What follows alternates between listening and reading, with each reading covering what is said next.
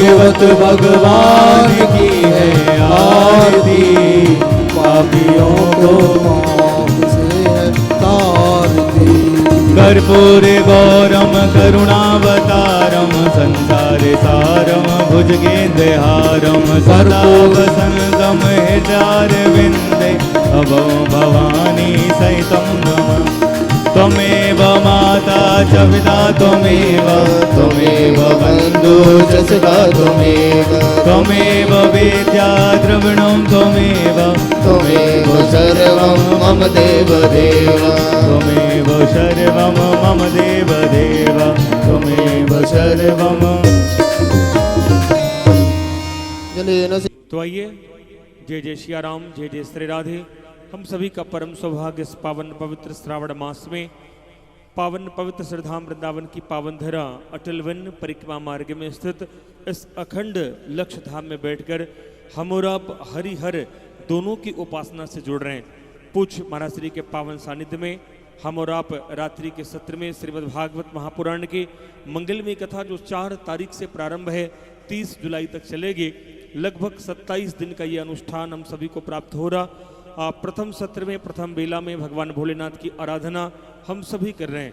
तो आप सभी जो इस समय टेलीविज़न से जुड़ चुके हैं, आप सभी भक्तों की भावमयी उपस्थिति में बैठकर हम और आप दिव्य कथामृत और नाम अमृत का लाभ प्राप्त कर रहे हैं। तो जो भी भक्त पूज्य महाराज श्री के मार्गदर्शन में विद्वान ब्राह्मण देवताओं की मंगल में सन्निधि में श्रावण मास का फल प्राप्त करना चाहते हैं, रुद्राभिषेक कराना चाहते हैं, यहाँ पर आकर रुद्राभिषेक करना चाहते हैं, घर बैठे भी ऑनलाइन अपने नाम से अपने पितरों की पावन स्मृति में विश्व कल्याण के लिए, दैहिक दैविक भौतिक ताप से निवृत्ति पाने के लिए, रोग व्याधि से छुटकारा पाने के लिए, भगवान शिव जी की कृपा प्राप्त करने के लिए आप रुद्राभिषेक से अवश्य जुड़ें।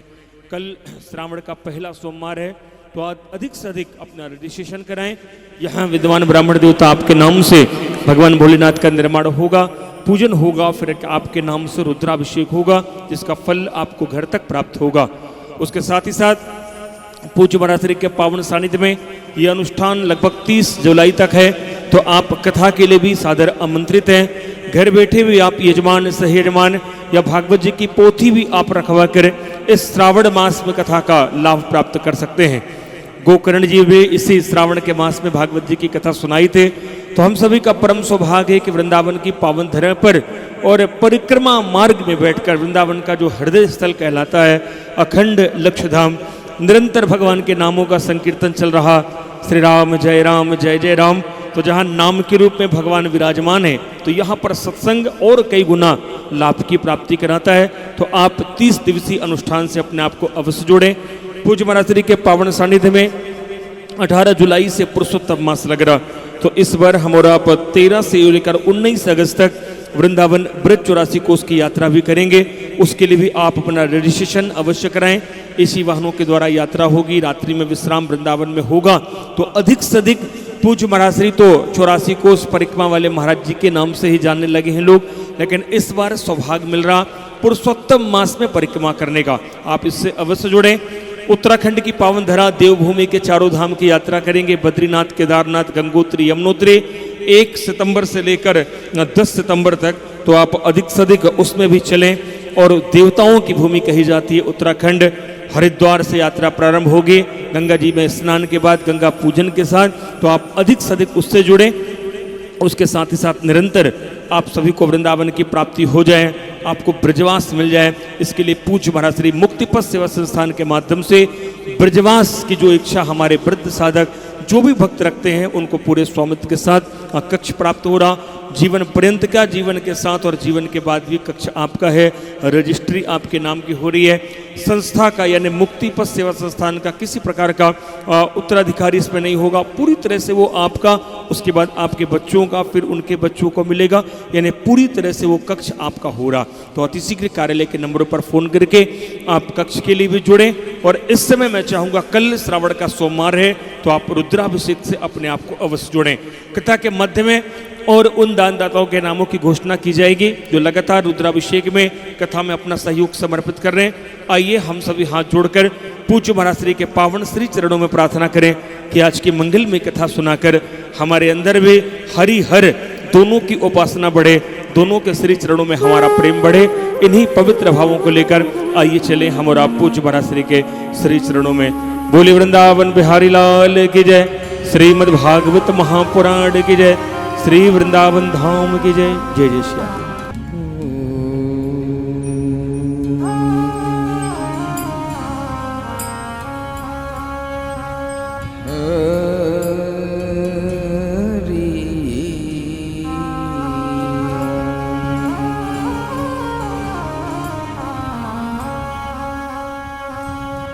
स्वस्ति श्री गणेशाय नमः।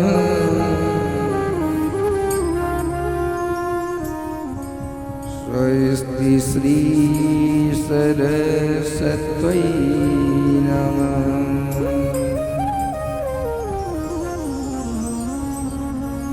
श्री राधा कृष्णाभ्यां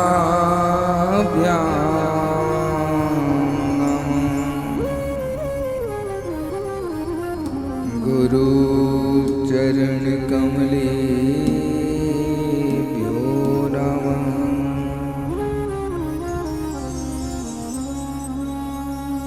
वरिणानां त्रिसंघानां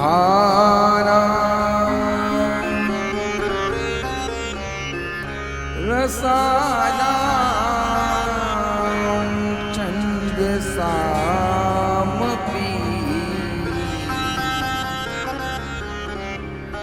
मंगलानां च करितारो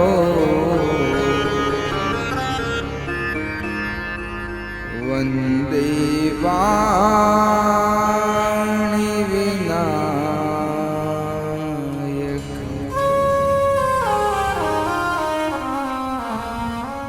वन्दे वाणी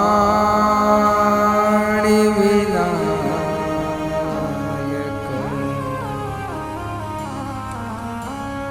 सर्वमङ्गलमाङ्गल्ये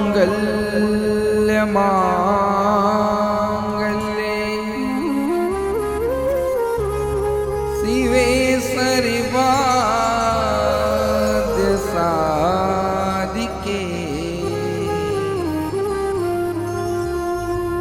शरणे त्र्यम्बके गौरी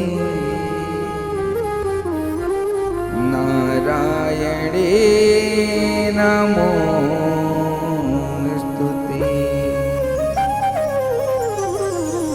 नारायणे नमोस्तुते।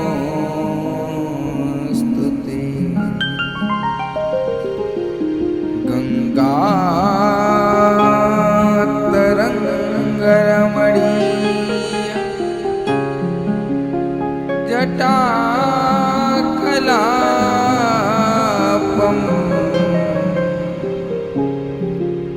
गौरी निरंतर विभूषितवामभागम्।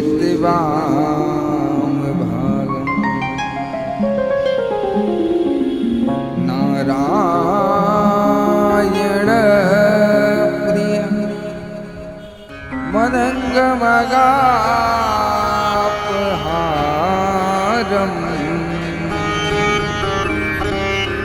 वाराणसीपुरपतिं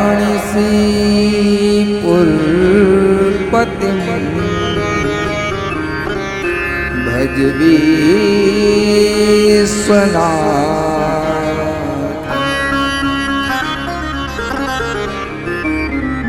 श्री राधे मेरी स्वामिनी, मैं राधे तेरो दास। जन्म जन्म मोहि दीजियो श्री चरणन को।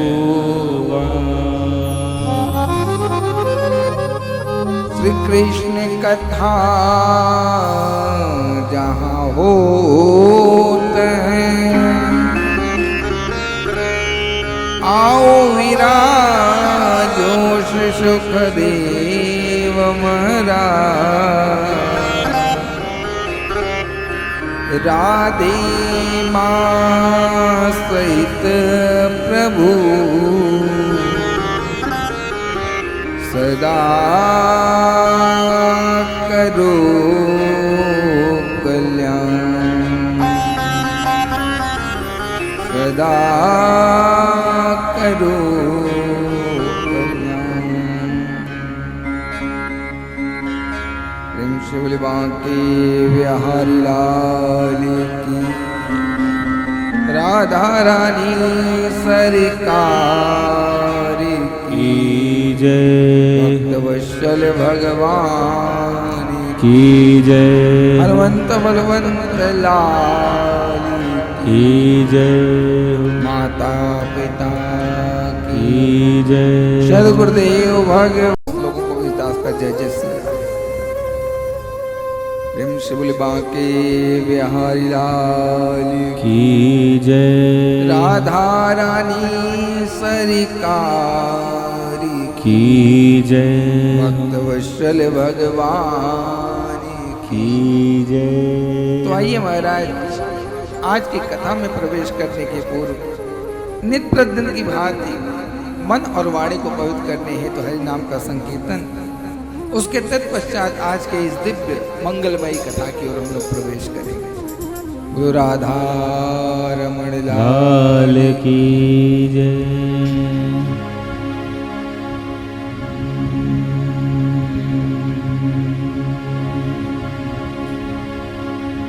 हमारो धन राधा श्री राधा श्री राधा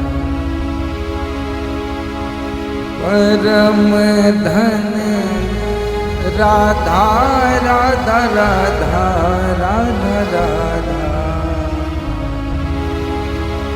हमारो धन राधा श्री राधा श्री राधा हमारो धन राधा श्री राधा श्री राधा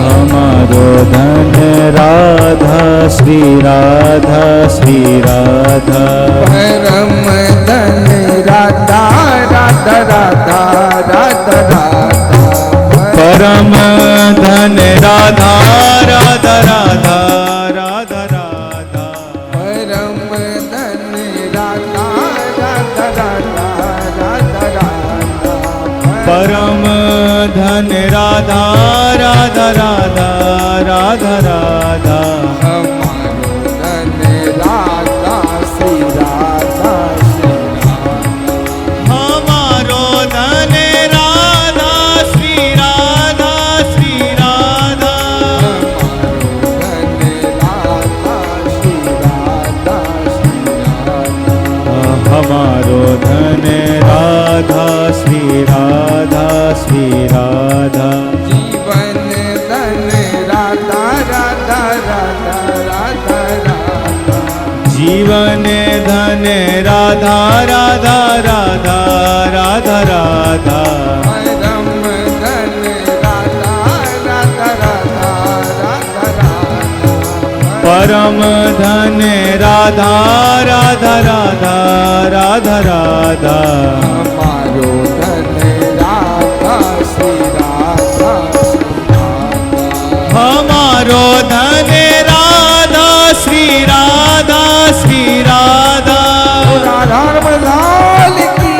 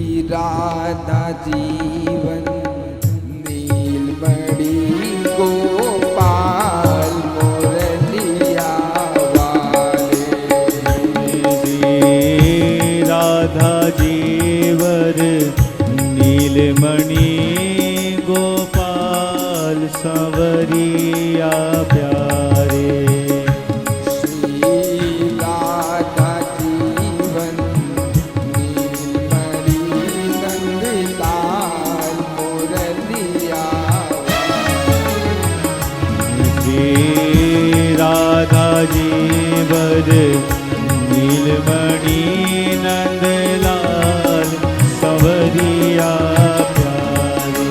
अरे हे नंदलाल मुरलिया वाले, नंदलाल मुरलिया वाले, गोपाल मुरलिया वाले, ओ गोपाल मुरलिया वाले,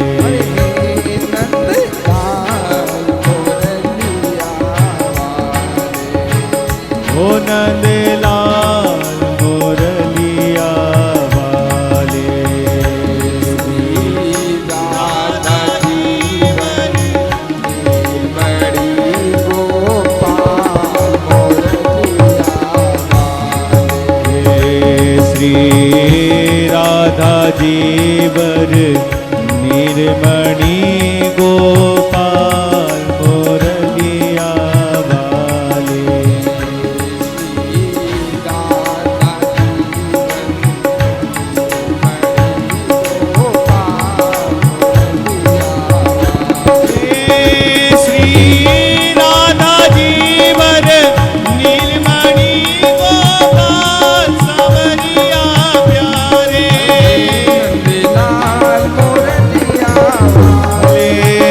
नंदलाल मुरलिया वाले,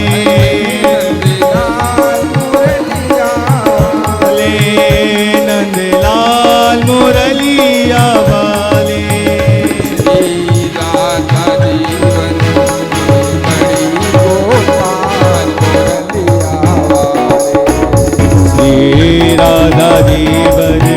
नीलमणि गोपाल मुरलिया वाले, श्री राधा जीवर नीलमणि गोपाल मुरलिया वाले, श्री राधा जीवन नीलमणि गोपाल मुरलिया वाले,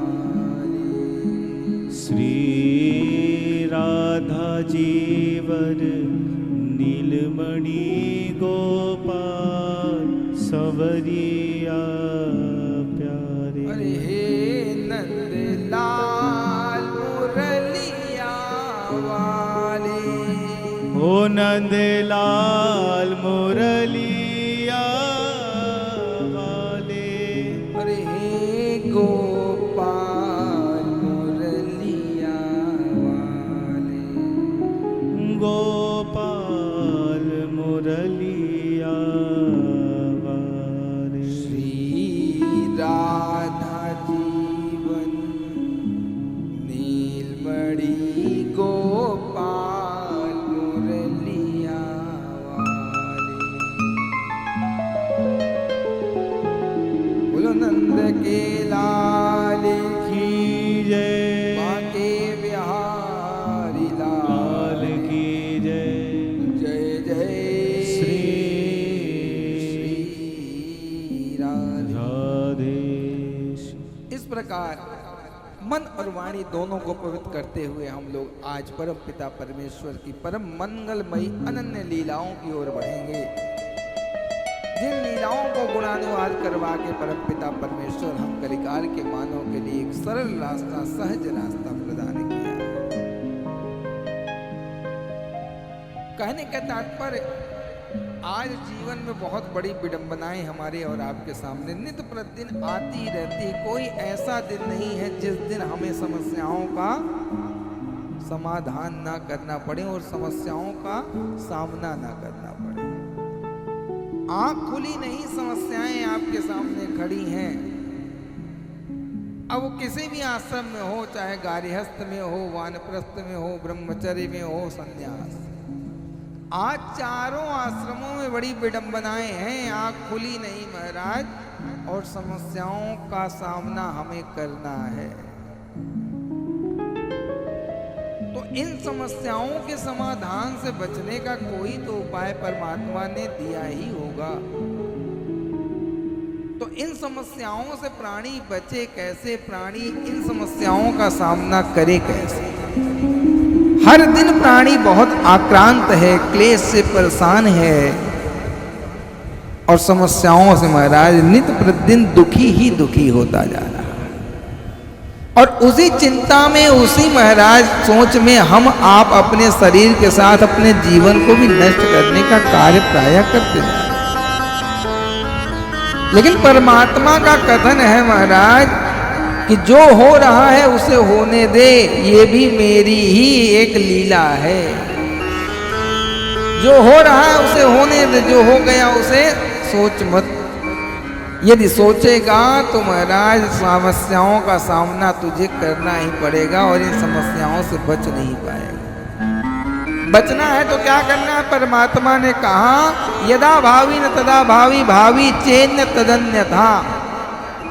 कहने का तात्पर्य जो होना है उसे कोई रोक नहीं सकता और जो नहीं होना है उसे कोई करवा नहीं सकता। ये हमारे वचन नहीं, ये परम पिता परमेश्वर के वचन है और इसी में प्राणी परेशान है। मेरा ये काम नहीं हो रहा है इसलिए परेशान है, मेरा ये काम कैसे हो जाए, कौन करवा दे, इसलिए परेशान है। कहने का तात्पर्य अपने कार्यों को करने और करवाने के लिए ही प्राणी परेशान है। कहने का तात्पर्य आप लाख प्रयत्न करोगे, होगा वही जो परमात्मा ने निर्णय लिया होगा।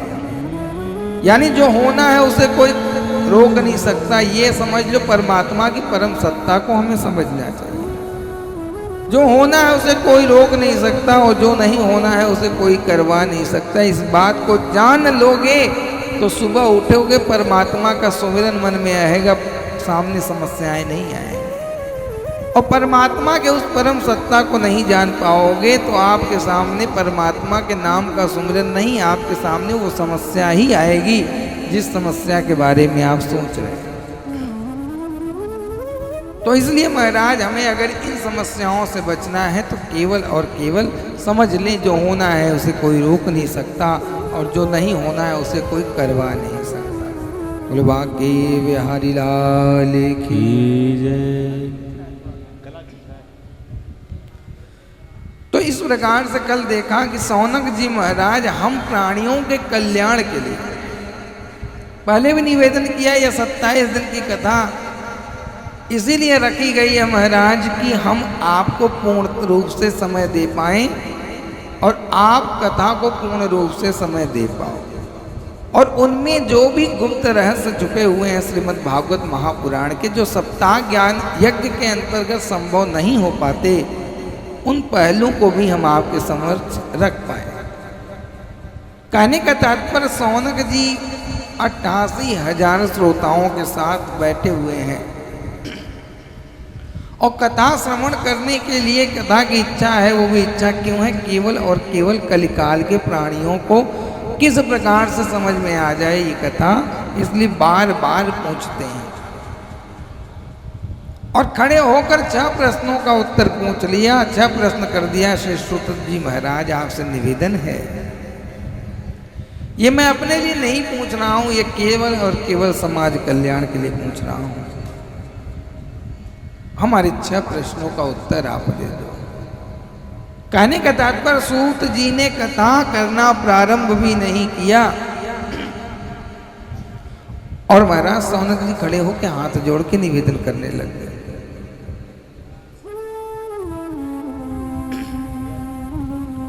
तो आज महाराज पहले प्रश्न का उत्तर तुम्हें हमारे सूत जी ने दिया कि जीवन का, इस जीव का परम धर्म क्या है।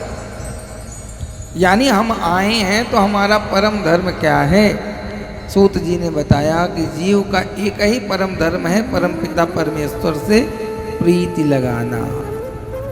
ये हर जीव का परम धर्म है, इस धर्म से बड़ा कोई और धर्म नहीं है। लेकिन प्राणी प्रीति तो लगाता है, प्रेम तो लगाता है कब? जब मुसीबत में होता है तब। और वो भी छोटी मोटी मुसीबत नहीं, जब बहुत बड़ी विशाल मुसीबत आ जाएगी तब प्राणी परमात्मा से प्रीति लगाएगा। जब सब जगह धक्के खा करके कहीं शरणागति नहीं मिलेगी तब परमात्मा से प्रीति लगती है। तो कहने का तात्पर्य परमात्मा से प्रीति हमें लगानी है तो हम बाद में क्यों ना लगाएं? बाद में जो लगा रहे हैं वो पहले ही क्यों ना लगा लें? कहने का मतलब जगह जगह से ठोकर धक्का खाते हुए, रोते बिलखते, समय को बर्बाद करते हुए अंततो गत्वा आना उसी दरबार में। तो महाराज हम पहले ही क्यों ना आ जाए, बाद का इंतजार हम क्यों करें? लेकिन प्राणी जब तक बुद्धि है, विवेक है, खूब लगाता है, और जब उसकी बुद्धि काम करना बंद कर देती है तब परमात्मा की शरणागति लेना स्वीकार करता है। कहने का तात्पर्य आ तो हम गए वहीं, लेकिन महाराज आने के पहले ही अगर हम परमात्मा के चक्कर लगाने लग जाएं और परमात्मा के चरणों से प्रीति लगा लें, जो हमारा इस जीव का परम धर्म है, तो ये समझ लो महाराज कि हमें देश के चक्कर लगाने नहीं पड़े। जो बांके बिहारी लाल श्री राधा रानी सरकार के चरणों में प्रीति लगा के और उनके दरबार में चक्कर लगाता है, उसे संसार के दरबारों में चक्कर लगाना नहीं पड़ता है। और जो इन दोनों के चक्कर नहीं लगाते उन्हें ही महाराज संसार के दरबारों का चक्कर लगाना पड़ता है। तो इसलिए केवल और केवल परमात्मा से प्रीति लगाना ही हमारा आपका परम धर्म है। और परमात्मा से प्रीति लगा करके संसार में रहो, लेकिन संसार के होना नहीं है। होना किसका है? हमें परम पिता परमेश्वर। परमात्मा ने जो जिम्मेदारियां दी हैं सबका निर्वहन करते हुए परमात्मा को पकड़ के रखो। हम आपके आप हैं, हमारे संसार वाले हमारे नहीं है। संसार में केवल और केवल प्रीति यानी वही प्रेम दिखाओ जितना काम चल पाए, जिससे हमारे परिवार में छिन्न भिन्नता ना आए, उतना प्रेम बस दिखावा मात्र का प्रेम रहे, यानी औपचारिकता निभ जाए। और परमात्मा से औपचारिकता नहीं, परमात्मा से वास्तवों में प्रीति लगानी पड़े। पहले प्रश्न का उत्तर दिया सूत जी ने, दूसरे प्रश्न का उत्तर दिया जीवन का परम लक्ष्य क्या है। हे सूत जी महाराज, हम प्राणी ऐसे ही जिए जा रहे हैं, हमारा आपका लक्ष्य होना क्या चाहिए? सूत जी ने कह दिया, देखो शौनक जी, हमारा आपका लक्ष्य केवल और केवल यही होना चाहिए, परमात्मा को जानना, यानी तत्व को जानना।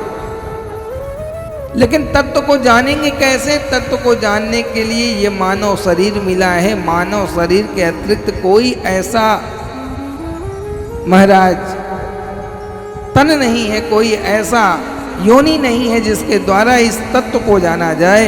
इसलिए महाराज मानव शरीर के माध्यम से ही इस तत्व को जाना जा सकता है। तो ये अगर योनि मिली है तो इसी योनि में परमात्मा को जान लो।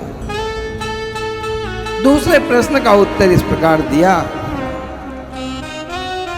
और महाराज उसके बाद किम अवतार प्रयोजनम, परमात्मा किस कारण अवतार लेते हैं, क्या कारण है अवतार, उनको क्यों लेना पड़ता है? तो महाराज सूत जी बड़े प्रेम से उत्तर देते हैं, अवतार लेना इसीलिए पड़ता है, विप्रधेनु सुरसंत हितलीन मनुज अवतार और निज इच्छा निर्मित तनु माया मुन गोपाल।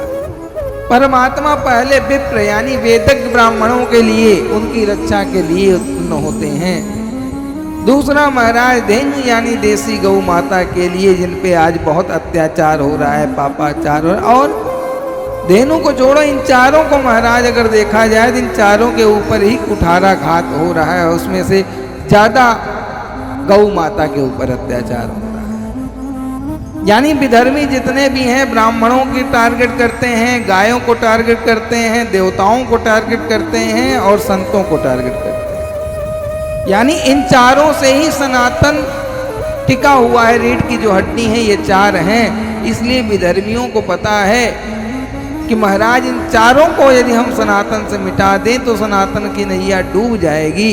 इस कारण ब्राह्मणों पे अत्याचार हो रहा है, गऊ पे अत्याचार हो रहा है, देवताओं की मंदिरों को तोड़ा जा रहा है और महाराज संतों का अपमान हो रहा है। और हम सनातनियों को इन्हीं चार को बचा के रखना है, क्योंकि परमपिता परमेश्वर जगदाधार कृपाधार दया के सागर श्री हरि भी इन्हीं के कारण अवतार लेते हैं। यानी विप्रधेनु सुर संत हितलीन मनुज अवतार और निज इच्छा निर्मित तनु माया गुण गोपाल। जब भगवान इन चार की रक्षा कर सकते हैं तो हम तो उन्हीं के उपासक हैं, तो हमें भी इन चार की रक्षा करनी चाहिए। अगर इन चार की रक्षा नहीं की तो आने वाले दिनों में तैयार हो जाओ, ये चार नहीं रहे महाराज तो सनातन की नैया डूबने ही वाली है। इसलिए इन चार की रक्षा हमें हर संभव प्रयास करके करना चाहिए। उसके बाद महाराज कह दिया कि भगवान के कितने अवतार हुए, बता दिया भगवान के 24 अवतार हुए। किन्हीं किन्हीं पुराणों में 26 अवतार, किन्हीं पुराणों में 28 अवतार, लेकिन मनवंतर भेद होने के कारण अवतार अलग अलग बताए गए। लेकिन श्रीमद् भागवत महापुराण जिस मनवंतर की कथा हम सुन रहे हैं उसमें 24 अवतार ही बताए गए। आगे महाराज सौनक जी महाराज कहते हैं कि सूत जी महाराज आप श्रीमद् भागवत की कथा तो हमें सुना रहे हो, लेकिन एक बात समझ में नहीं आ रही है। सूत जी ने कहा क्या समझ में नहीं आ रहा है, क्या जानना चाहते हैं? बोले प्रभु जी जिस भागवत का आप उपदेश दे रहे हैं वह किसने लिखा और क्यों लिखा, इस विषय पे भी थोड़ी चर्चा हो जाए। क्योंकि जाने बिन नहीं होई प्रतीति, बिन प्रतीति न होई प्रीति। यदि हम जानेंगे नहीं कौन लिखा क्यों लिखा तो हमारा प्रेम इस पुराण के प्रति नहीं हो पाएगा। तो इस कारण हमारी प्रीति और प्रेम बढ़ जाए, इस कारण हाथ जोड़ के निवेदन है सूत जी महाराज मैं बार बार आपको खड़े होकर के बार बार बीच में आपको समस्या उत्पन्न कर रहा हूं, लेकिन निवेदन यह है कि हमारे माध्यम से ये संसार भी जान पाएगा। और वास्तव में यदि महाराज सूत जी से बार बार सौनक जी नहीं पूछते तो सूत जी बताते भी नहीं, केवल कथा श्रवण कराते रह जाते।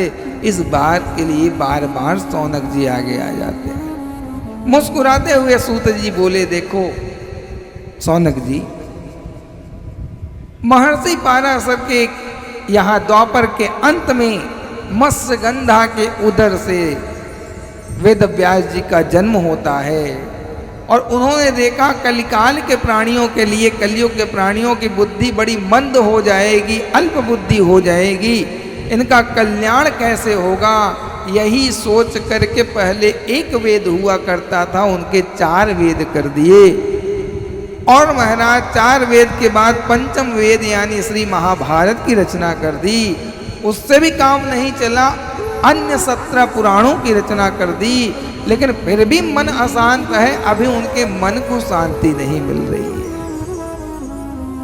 कहने का तात्पर्य आज भी 17 पुराण, 4 वेद, पंचम वेद महाभारत की रचना करने के बाद भी उनका मन बड़ा खिन्न है, मन को शांति नहीं मिली। और महाराज देखते ही देखते आज हमारे श्री नारायण जी, नारद जी महाराज पहुंच जाते हैं, श्रीमन नारायण करने लग जाते हैं। देखा महाराज राम राम श्याम श्याम भाई, आज पूछ लिया हमारे नारद जी ने, अरे व्यास जी आप इतने उदास क्यों हैं, आप तो परमात्मा के अवतार हैं, आप उदास क्यों हैं?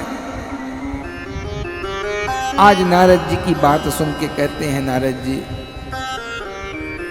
मैंने 4 वेद कर दिया, पंचम वेद की रचना कर दी, 17 पुराणों की रचना कर दी, लेकिन फिर भी मेरे मन को शांति नहीं मिल रही है, मैं करूं क्या, कुछ समझ में नहीं आ रहा है। नारद जी ने कहा देखो जो कुछ भी अभी आपने किया उसमें केवल और केवल ज्ञान की अधिकता, वैराग्य की अधिकता, इन सब विषय में आपने लिखा। अब आप मेरे कहने पे एक पुराण की रचना और कर दीजिए जिससे आपके मन को शांति हो जाएगी। बोले अब क्या करूं? बोले भक्त और भगवान की बात लिख दो। और भक्त और भगवान की बात लिखोगे तो आपके मन को शांति होगी और आप महाराज परमात्मा के परम सत्ता को समझ पाओगे और हमारे श्रोताओं को भी समझा पाओगे। बोल भागवत महापुराण की जय, बांके बिहारी लाल की जय हो। बस संकेत मात्र कर दिया और महाराज आज हमारे वेदव्यास जी ने केवल 4 श्लोक सुनाए और चतुर श्लोकी भागवत से 18,000 श्लोकों वाले पुराण और संहिता को तैयार कर दिया। नारद जी ने उनको अपना पूर्व जन्म भी सुनाया कि पूर्व जन्म में मैं दासी पुत्र था। और तो और महाराज संतों के उच्छिष्ट को खा करके मेरे मन में वैराग्य उत्पन्न हुआ। यद्यपि मेरी माँ नहीं जाने देना चाहती थी लेकिन परमात्मा ने उसे ले लिया। उसके बाद मैं संतों के सानिध्य में रहा, बहुत बड़ी तपस्या की, बहुत बड़ी तपस्या की, लेकिन परमात्मा ने हमें आकाशवाणी के माध्यम से दर्शन दिया कि नारद जी इस जन्म में आपको तो मैं प्राप्त नहीं हो पाऊंगा, लेकिन नारद आने वाले जन्म में तुम्हें मैं प्राप्त हो जाऊंगा और तपस्या करते रहो। बताया अपना पूर्व जन्म और तब महाराज हमारे वेदव्यास जी ने भागवत जी का विस्तार कर दिया। अब महाराज प्रकट तो कर दिया भागवत जी को, लेकिन परोसा किसे जाए। बार बार सोच रहे हैं कि इस महापुराण को हमने उत्पन्न कर दिया, विस्तार कर दिया, लेकिन इसे किसे परोसा जाए, किसे पढ़ाया जाए, किसे सुनाया जाए। पूरे सृष्टि में देखा तो कोई उनको अनुकूल नहीं लगा जो इस महादिव्य पुराण को श्रवण करने योग्य हो, जो इसका विस्तार कर सके। अंततोगत्वा उन्होंने सोचा कि मेरा पुत्र है यानी श्री सुखदेव जी महाराज, जो इस परम संहिता को समझने में और विस्तार करने में सामर्थ्यवान हैं। लेकिन फिर सोचा वो तो इतने उच्च कोटि के वैरागी हैं महाराज, अरे मुझे तो मैं बुलाते बुलाते थक गया, भागते भागते थक गया, लेकिन वो हमारी तरफ मुड़ के देखा तक नहीं। अगर मैं उसे बुलवाऊंगा तो आएगा नहीं, तो करूं क्या, किसे परोसा जाए, कैसे परोसा जाए। योग्यता तो है हमारे पुत्र में, लेकिन आएगा नहीं। क्यों? क्योंकि बाल्यकाल में ही मुझे छोड़ के चला गया। लेकिन उन्हें लगा कि अगर कुछ श्लोकों को रटा करके मैं उनके समक्ष रखवाऊंगा तो जरूर निश्चित आएगा। तो आज महाराज अपने शिष्यों को बुलाते हैं और 2 श्लोक रटा करके कि जाओ जहां भी श्री सुखदेव जी महाराज दिख जाएं, इन श्लोकों का गायन करना, पहले एक श्लोक का गायन करना, यदि नहीं आए तो दूसरे श्लोक का गायन कर देना। और ये मुझे पूर्ण विश्वास है कि इन जो परम वैराग्यवान को भी प्राप्त होगा। इन 2 श्लोकों को सुनकर अगर परमात्मा का दीवाना नहीं हुआ तो महाराज ऐसा हो ही नहीं सकता। आज 2 श्लोक रटा दिए और आज महाराज अपने शिष्यों को भेज दिया। शिष्य जाने लग गए। देखे महाराज श्री सुखदेव जी वन में बैठ करके, शिला पे बैठ करके अपने योग समाधि में बैठे हुए हैं, अपनी तपस्या में लीन हैं। देखा महाराज कि श्री सुखदेव जी को पहला श्लोक गायन करते हैं जैसा गुरुदेव ने कहा। तो पहले श्लोक का गायन किया महाराज। वरहा पीड़म नटवर वपु कर्णयो कर्णिकारम्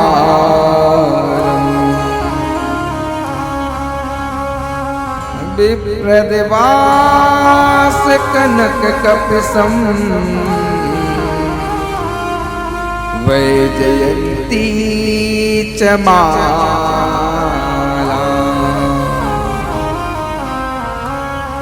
वरहा पीडम नटवर बपु कर्णयो कर्णकारम विप्रदवाद कनक कपसम वैजयंती चमाला।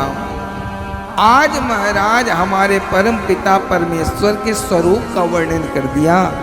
इस श्लोक के माध्यम से हमारे परम पिता परमेश्वर श्री हरि हैं कैसे, कितनी दिव्य अलके छटाएं वैजंती की माला धारण किए हुए, 3 जगह से टेढ़े घुंघराले बाल, लटकी हुई अलकें, तिरछी चितवन माधुर्य का आज ऐश्वर्य का वर्णन कर दिया। हमारे महाराज जैसे ही स्वरूप का वर्णन किया, हमारे श्री सुखदेव जी के कर्ण तक यह आवाज पहुंची।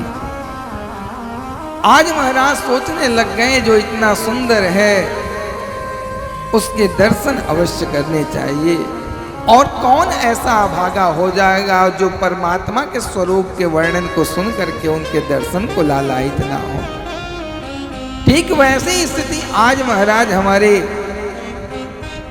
श्री सुखदेव जी की हुई और समाधि अवस्था से छूटे, लेकिन फिर महाराज ज्ञान की अधिकता होने के कारण, वैराग्य की अधिकता होने के कारण सोचने लग गए जरूरी नहीं जो जितना सुंदर हो उसके गुण भी उतने सुंदर हो। ज्ञान और वैराग्य की अधिकता के कारण उन्होंने महाराज ये बात सोच लिया और पुनः अपने समाधि में बैठ गए। छोड़ो बहुत सुंदर है, क्या मतलब है, पता नहीं इसके गुण सुंदर है कि नहीं, कोई बात नहीं, अपने समाधि में रहते हैं। अपने समाधि अवस्था में महाराज पुनः वो रहने लग गए। देखा महाराज शिष्यों ने कि ये तो महाराज अपनी समाधि से थोड़े से उठे थे लेकिन पुनः समाधि में। कोई बात नहीं, गुरुजी ने दूसरा मंत्र दिया है, दूसरे मंत्र का उच्चारण करते हैं। दूसरा आज श्लोक महाराज बोलने लग गए। अहो बकीयम स्तनि कालिकूटम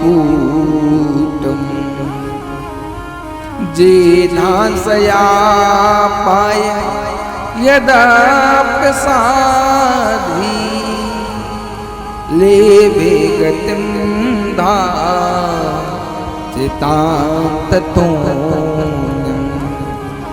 कम वादयालु शरणं ब्रजेम। अहो बकीयम स्तन कालकूटम जेदांसया पाय यदप्रसादी और लेवे गतिम धात्रचिताम ततोन्यम कम वा दयालु शरणं ब्रजेम। आज इस श्लोक के माध्यम से कह दिया अहो बकीयम स्तन कालकूटम। अरे परमात्मा का स्वरूप तो अच्छा है ही, लेकिन महाराज बकासुर की बहन बकी यानी महाराज पूतना अपने स्तन में कालकूट नाम का विष लगा करके आई और परमात्मा को पान कराना यानी मारना चाहा। ऐसी दुष्ट पूतना का भी उद्धार परमात्मा ने कैसे किया, जैसे महाराज माता यशोदा का किया। यानी परमात्मा माधुर्य सौंदर्य ऐश्वर्य सब कुछ अच्छा है, लेकिन उसके साथ साथ उनके गुण भी बहुत अच्छे हैं। जब श्री सुखदेव जी ने सुना महाराज की जो मारने आई हमारे कन्हैया को, हमारे भगवान को, उसका भी उद्धार किया, तो आज निर्गुण उपासक श्री सुखदेव जी सगुण उपासक श्री राधा कृष्ण के दीवाने हो गए और तुरंत महाराज समाधि छूटी। तुरंत चिल्लाने लग गए, अरे अरे भैया इधर आओ इधर आओ।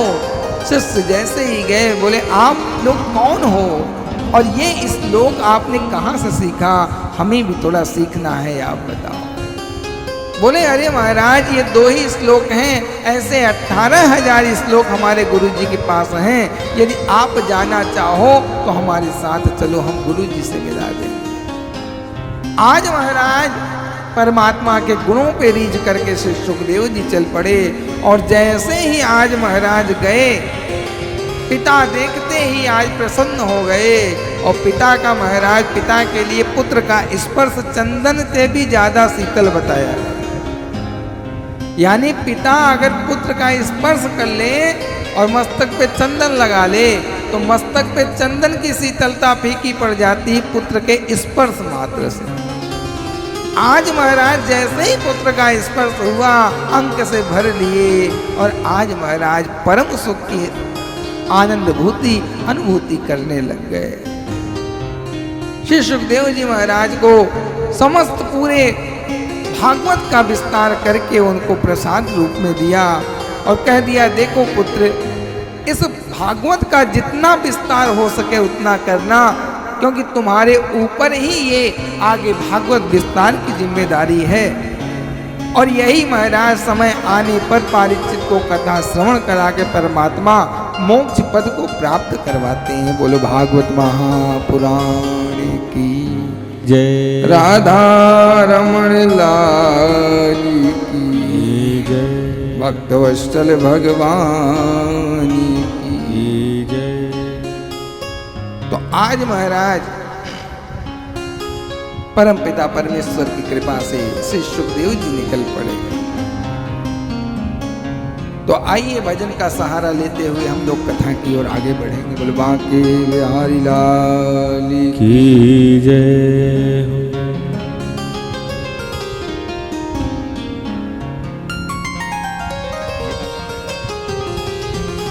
तेरा दर्श पाने को जी चाहता है, खुद को मिटाने को जी चाहता है। तेरा दर्श पाने को जी चाहता है। तो आइए महाराज परमात्मा के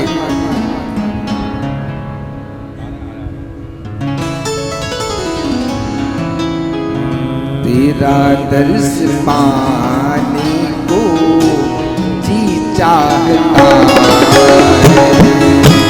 तेरा दर्श पाने को जी चाहता है। तेरा दर्श पाने को जी चाहता है। तेरा दर्श पाने को जी चाहता है। खुद को मिटाने को जी चाहता है। खुद को मिटाने को जी चाहता है। तेरा दर्श पाने को जी चाहता है। तेरा दर्श पाने को जी चाहता है। तो बांके बिहारी लाल की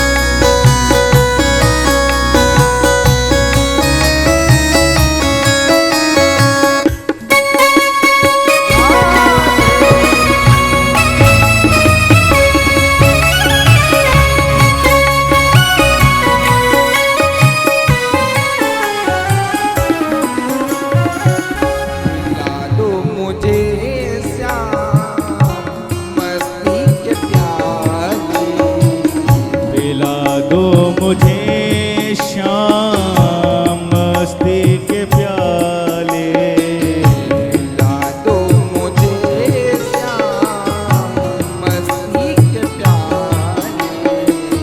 पिला दो मुझे शाम मस्ती के प्याले। मस्ती में आने को जी चाहता है। मस्ती में आने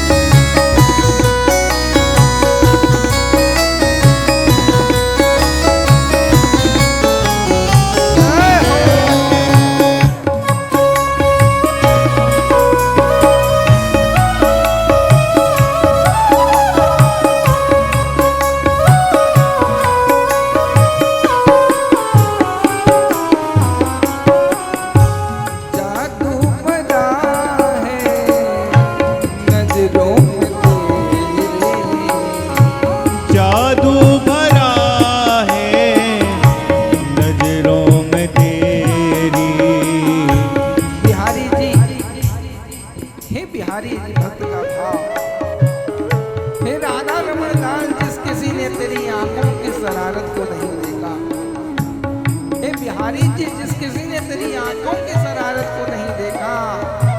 वो लाख कहे पर वास्तव में उन्होंने अभी तक तुम्हारे प्रेम को नहीं देखा। इसलिए भक्त क्या कहता है, ओ जादू भरा है नजरों में तेरे, जादू भरा है नजरों में तेरी, नजरें मिलाने को जी चाहता, नजरें मिलाने को जी चाहता है, तेरा दर्श पाने को जी चाहता तेरा दर्श पाने को जी चाहता है। है। राधा रमण लाल की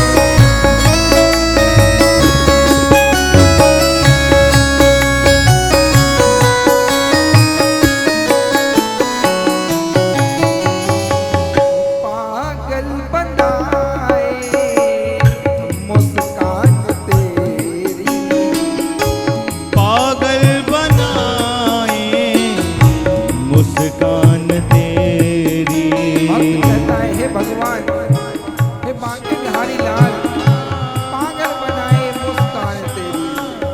तेरी मुस्कान जो है ना वो दीवाना और पागल बना देती है। और वास्तव में बिहारी जी के स्वरूप को जिसने देख लिया, और महाराज जिसने भी बिहारी जी के उन सुंदर नयनों को देख लिया, वो वास्तव में महाराज पागल और दीवाना हो ही जाता। भक्त का भाव है बिहारी जी गजब के खरीदार हैं। हे राधा रमण लाल गजब के खरीदार हो आप थोड़े से मुस्कुरा देते हो और हम बिन मोल ही बिक जाते हैं। यही हाल है, हम बिना कुछ दिए ही बिक जाते हैं, बिना किसी मोल के बिक जाते हैं। केवल बिहारी जी थोड़ा मुस्कुरा देते हैं।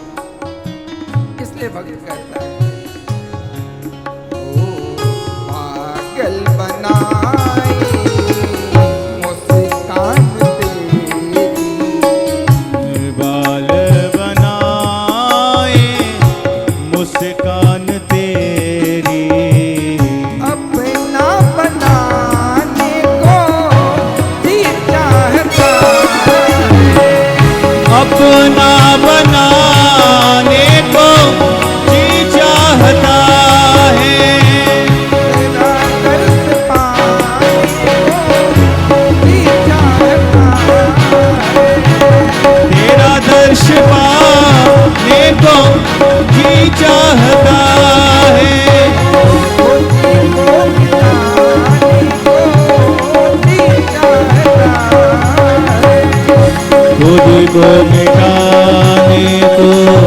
जी चाहता है, खुद को मिटाने को जी चाहता है, खुद को मिटाने को जी चाहता है, तेरा दर्श पाने को जी चाहता है, तेरा दर्श पाने को जी चाहता है, तेरा दर्श पाने को जी चाहता है, तेरा दर्श पाने को जी चाहता है, जी चाहता है, जी चाहता है।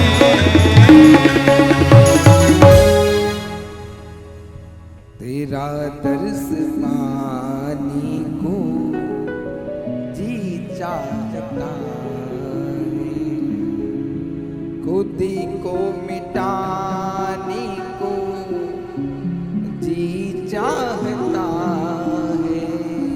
खुद को मिटाने को जी चाहता है, अपना बनाने को जी चाहता है, अपना बनाने को जी चाहता है, तेरा दर्श पाने को जी चाहता है, तेरा दर्श पाने को जी चाहता। परमात्मा के दर्शन को, उनकी दर्शन की ललक को जी चाहता है। भक्त का भाव ये है। और वास्तव में जिन्हें परम पिता परमेश्वर के दर्शन की ललक और चाह नहीं हुई, मानो महाराज उनका जन्म लेना ही बेकार हो गया। उन्हें समझ लो मुर्दे के ही समान माना जाता है। जिनके मन में परमात्मा के दर्शन की ललक चाह ना उत्पन्न हो, वो प्राणी मुर्दे के समान ही माना जाता है। इसका वर्णन श्री रामचरितमानस के अंतर्गत किया गया है। जहाँ पे 14 मुर्दे व्यक्तियों की गणना की गई, वर्णन किया गया, वहाँ यानी परमात्मा की लीला, परमात्मा के गुणों का गुणानुवाद सुनना और परमात्मा में श्रद्धा और प्रेम न होना, ये व्यक्ति जो होते हैं मुर्दे के समान ही माने जाते हैं। तो परमात्मा की चाह इच्छा बहुत अच्छी बात है। भक्त का भाव और हमारा भी भाव, आपका भी भाव होना चाहिए। बोल बांके बिहारी लाल की जय हो, राधा रानी सरकार की जय हो। जय जय श्री राधे। तो हमारे मन संचालक महोदय के माध्यम से कुछ विशेष सूचनाएं, उसके तत्पश्चात हम लोग परमात्मा की थोड़ी सी कथा और है उसमें अवगाहन करेंगे। बोल बांके बिहारी लाल की जय हो। जय जय श्री राधे। तो आइए परम सौभाग्य इस पावन पवित्र श्रावण मास में रात्रिकालीन 9 बजे से लेकर हम और आप 10 बजे तक संतवाणी टेलीविजन के माध्यम से और मुक्तिपथ यूट्यूब के माध्यम से पूज्य महाराज श्री की वाणी को श्रवण कर रहे हैं। वृंदावन की पावन धरा अटल वन परिक्रमा मार्ग में स्थित अखंड लक्षधाम से हरि और हर दोनों की उपासना हो रही है 4 अप्रैल से लेकर 30 अप्रैल तक। तो आप भी जो भक्त इस समय टेलीविजन के माध्यम से कथा श्रवण कर रहे हैं, आप भी श्रावण का सौभाग्य प्राप्त कर सकते हैं। आप सभी के लिए लगभग 27 दिनों का अनुष्ठान यहाँ पर चल रहा है। प्रातःकालीन पूज्य महाराज श्री के कुशल मार्गदर्शन में, बांके बिहारी की कृपा से, गोपेश्वर भगवान के सन्निधि में, विद्वान ब्राह्मण देवताओं की सन्निधि में भगवान भोलेनाथ की उपासना हो रही है। नित्य प्रति रुद्राभिषेक का कार्यक्रम हो रहा है। आप सब भी समस्त प्रकार की बाधाओं से मुक्ति प्राप्त करने के लिए एक बार जीवन में वृंदावन की पावन धरा पर कम से कम, कल तो श्रावण का सोमवार है, तो कल के रुद्राभिषेक से आप सभी अवश्य जुड़ें। वैसे अलग अलग कामनाओं से अलग अलग अभिषेक होता है। आप गन्ने के रस से करवा सकते हैं, कच्चे दूध से करवा सकते हैं, शहद से अभिषेक, गंगा जल से अभिषेक, यमुना जल से अभिषेक। तो कई कामनाओं के लिए अलग अलग, ऋण मुक्ति के लिए, पुत्र प्राप्ति के लिए, विवाह में या किसी प्रकार की सफलता प्राप्ति के लिए, तो आप कार्यालय के नंबर पर फ़ोन करके आप किससे अभिषेक कराना चाहते हैं। तो संपूर्ण रुद्राभिषेक की जो सेवा राशि रखी गई है मात्र 51 रुपये, और एक दिन के शिवलिंग निर्माण की राशि रखी गई है मात्र 21 रुपये। आप सभी जो यहाँ बैठे हैं, बाहर काउंटर भी लगा हुआ है, और जो भी संतवाणी के माध्यम से कथा श्रवण कर रहे हैं, बिल्कुल चूकना नहीं है। कल श्रावण का पहला सोमवार है और वृंदावन में मिल रहा है अखंड लक्षधाम में, जहाँ निरंतर भगवान श्री राम जय राम की धुन सुन रही है। तो भगवान शंकर भी तृप्त हो रहे हैं। तुम पुनि राम राम दिन राति, सादर जपहु अनंगराति। जैसे पावन पवित्र क्षेत्र का लाभ अवश्य उठाएंगे। तो कल के रुद्राभिषेक के लिए आप तुरंत कार्यालय में फ़ोन करें, आपका अभी संकल्प हो जाएगा और प्रातःकालीन कल के अनुष्ठान में आप ऑनलाइन सम्मिलित हो सकेंगे। साथ ही साथ ये अनुष्ठान 30 तारीख तक चलेगा। तो आप कथा में भी यजमान, सही यजमान, दैनिक यजमान या भागवत जी की पोथी बैठवा सकते हैं। घर बैठे भी ये कथा, चूँकि टेलीविजन के माध्यम से लाइव हो रही है, वृंदावन के भक्त भी आकर श्रवण कर रहे हैं। तो इस व्यवस्था को भी आगे बढ़ाने में आप अपना सहयोग समर्पित करके अक्षय पुण्य की प्राप्ति कर सकते हैं। आप ब्रजवास करें। 18 जुलाई से पुरुषोत्तम मास लग रहा, आप यहाँ पर आकर कथा श्रवण करें। बिल्कुल अटल वन अटला चुंगी के पास ही कथा हो रही है, तो आप सभी पूज्य महाराज श्री के माध्यम से जो निरंतर साधु सेवा संत सेवा चल रही है उस पर भी जुड़ें।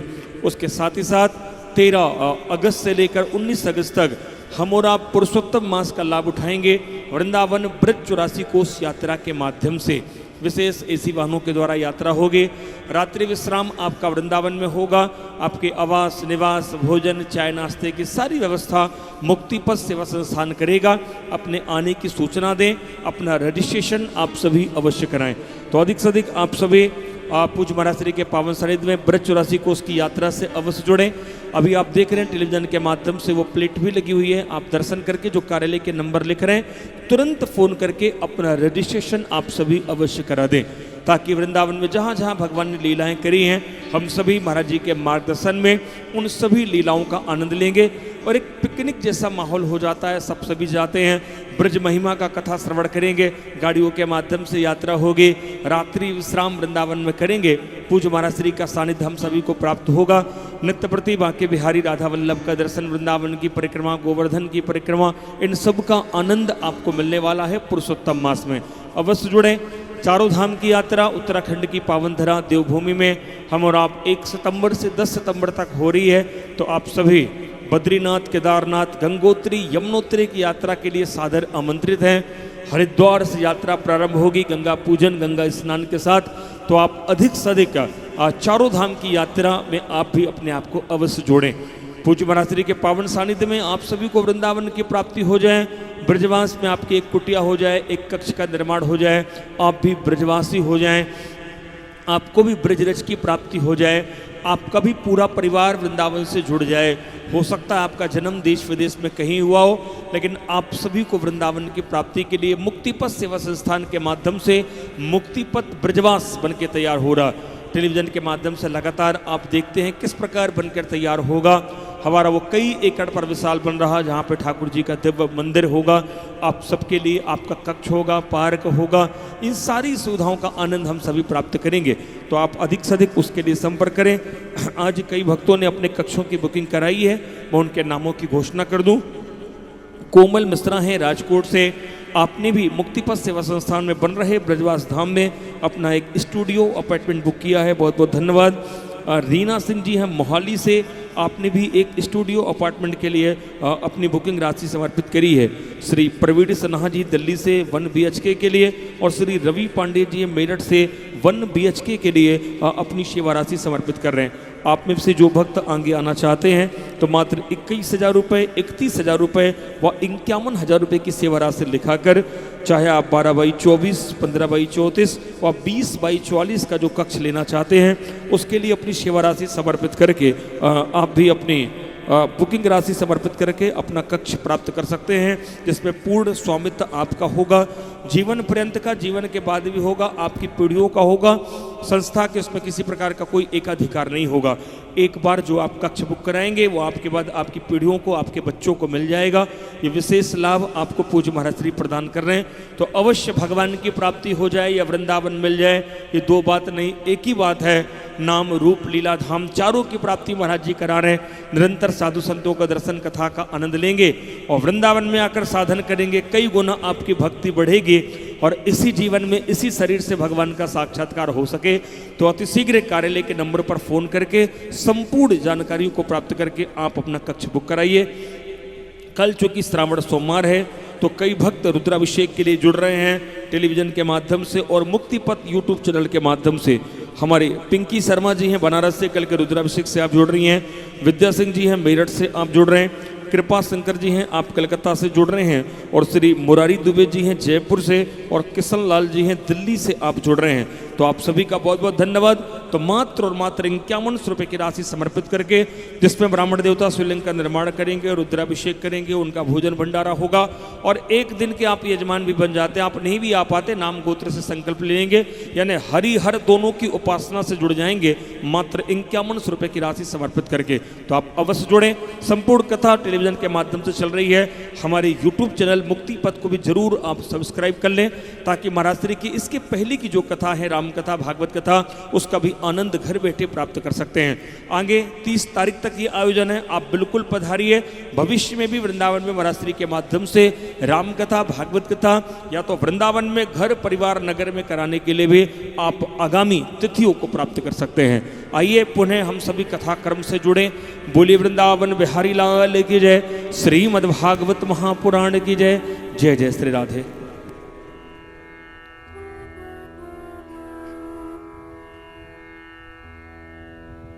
शिवली बांके बिहारी लाल की, राधा रानी सरकार की।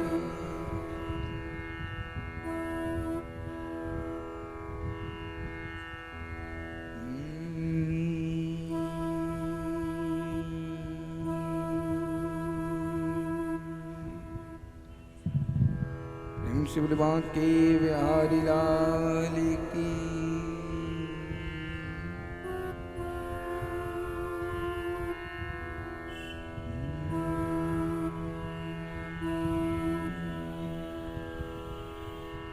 शिवली बांके बिहारी लाल की। मैंने बांध लिया प्रेम वाला कंगना,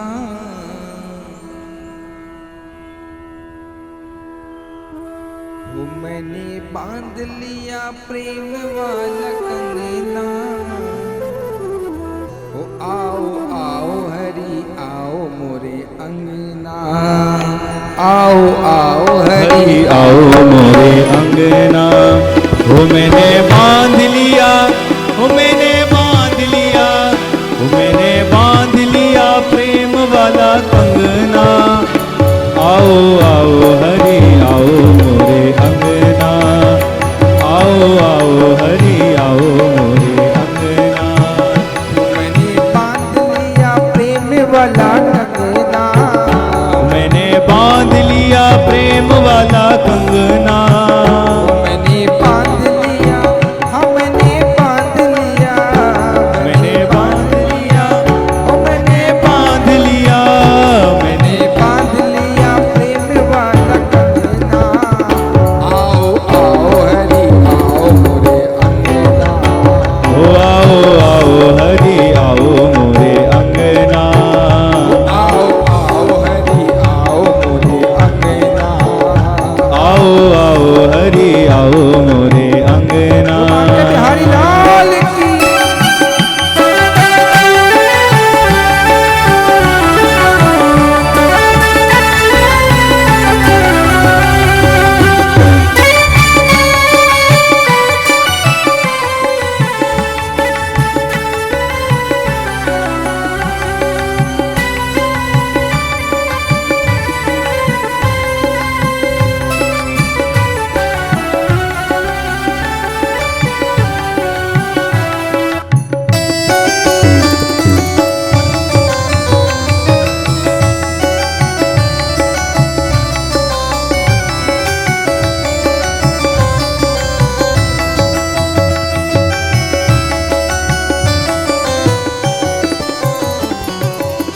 मेरा मन पापी पाप करना ही छोड़ दे, मेरा मन पापी पाप करना ही छोड़ दे।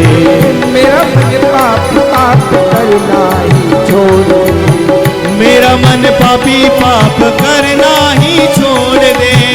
दुनिया से नाता तोड़ तेरे संग जोड़ दे, दुनिया से नाता जोड़ तेरे संग जोड़ दे। यही मांग मेरी, जय हो। यही मांग मेरी, तो यही मांग मेरी, यही मांग मेरी, यही मांग मेरी और कोई मांगना। यही मांग मेरी और कोई मांगना। हरि आओ मोरे अंगना, आओ हरि आओ मोरे अंगना।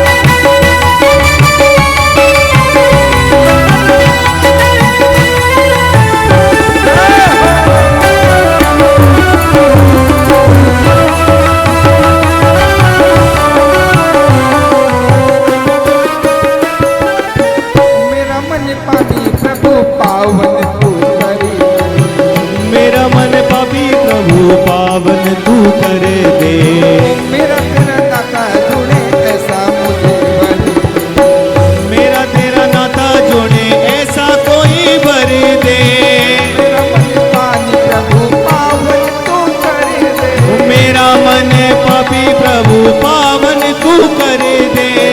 मेरा तेरा नाता जुड़े ऐसा मुझे वर दे। तेरा मेरा नाता जोड़े ऐसा कोई भर दे। तेरे रंग के ऊपर, हाँ तेरे रंग के ऊपर, वो तेरे रंग ऊपर, तेरे रंग ऊपर, तेरे रंग के ऊपर चढ़े कोई रंग ना। तेरे रंग ऊपर चढ़े कोई रंग ना। आओ आओ हरि आओ मोरे अंगना। हो आओ आओ हरि आओ मोरे अंगना। आओ आओ हरि आओ हो आओ आओ हरि आओ मोरे अंगना। मैंने बांध लिया प्रेम वाला कंगना। मैंने बांध लिया प्रेम वाला कंगना। मैंने बांध लिया, हमने बांध लिया। मैंने बांध लिया, मैंने बांध लिया, मैंने बांध लिया, हमने बांध लिया। वो मैंने बांध लिया, मैंने बांध लिया। मैंने बांध लिया प्रेम वाला कंगना। आओ आओ हरि आओ अंगना आओ आओ हरि आओ मोरे अंगना। आओ आओ हरि आओ, हो आओ हरि आओ मोरे अंगना। आओ आओ हरि आओ मोरे अंगना। आओ आओ हरि आओ मोरे अंगना। आओ आओ हरि आओ मोरे अंगना। आओ आओ हरि आओ मोरे अंगना। आओ आओ हरि आओ मोरे अंगना।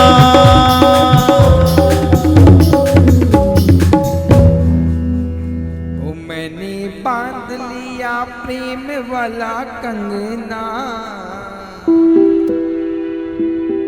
ओ मैंने बांध लिया प्रेम वाला कंगना।